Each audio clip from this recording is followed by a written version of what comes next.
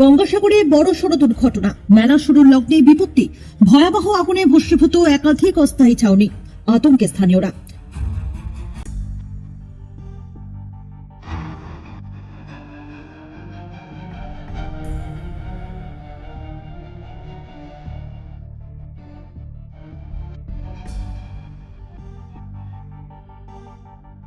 গঙ্গাসাগর মেলার সূচনা লগ্নে ভয়াবহ অগ্নিকাণ্ডের সাক্ষী থাকলেও কপিলমুনির আশ্রম চত্বর।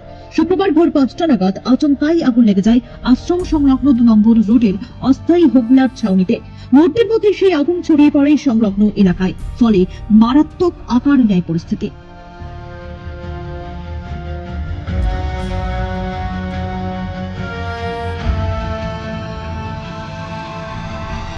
স্থানীয় সূত্রের খবর, এদিন ভোরে যখন গোটা এলাকা কুয়াশাচ্ছন্ন ছিল, তখনই একটি ছাউনিতে প্রথমে আগুন লাগে।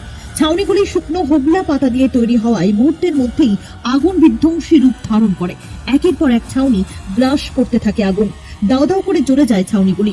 স্থানীয় বাসিন্দারা প্রথমে আগুন নেভানোর কাজে হাত লাগান। খবর দেওয়া হয় দমকল ও পুলিশ প্রশাসনকে। খবর পেয়ে ঘটনাস্থলে পৌঁছয় দমকলের একাধিক ইঞ্জিন। দীর্ঘ চেষ্টার পর নিয়ন্ত্রণে আসে আগুন, তবে হতাহতের কোনো খবর নেই।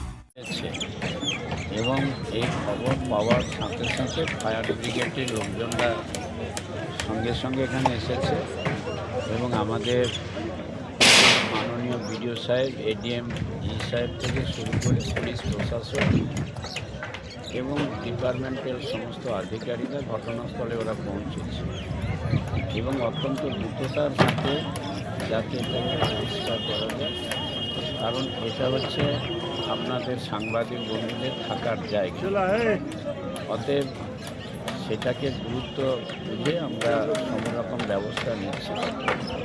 আগুন তো অল্প সময়ের মধ্যে, অর্থাৎ যতটুকু জানা গেছে আমাদের হাইমাস যে লাইট আছে তার থেকে বোধহয় কোনো একটা কানেকশনের এই জন্য এটা হয়েছে। প্রথমে ওরা দেখতে পায়, আমাদের যারা মাইক দিয়েছে তারাই এটা দেখতে পেয়ে তারাই চিৎকার করে।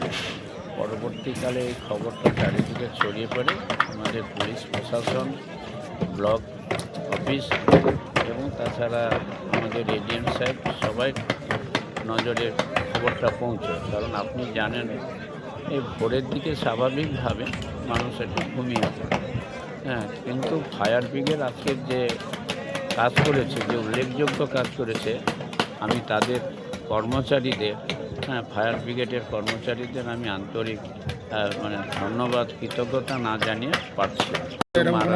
এবং টোটালটা মনিটরিং করছেন আমাদের এডিএম সাহেব, বিডিও সাহেব, ওনারা টোটালটা মনিটরিং করছেন, পুলিশ প্রশাসন তারাও করছে। আমি খবর পেয়ে সঙ্গে সঙ্গে এখানে আমি এসেছি। এদিকে অগ্নিকাণ্ডের খবর পেয়ে ঘটনাস্থলে পৌঁছন সাগরের বিডিও কানাইয়া কুমার রাও সহ জেলা প্রশাসনের উচ্চ পদস্থ আধিকারিকরা। প্রাথমিকভাবে জানা গিয়েছে, এই ছাউনিগুলোর অধিকাংশতেই সরকারি আধিকারিক সাংবাদিকদের থাকার কথা ছিল।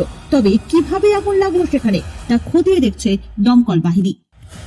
মকর সংক্রান্তির পুণ্য স্নানের জন্য প্রত্যেক বছর ভিড় বাড়ে এই সাগর মেলায়, আর এবারও সেই ভিড়ের সম্ভাবনা রয়েছে।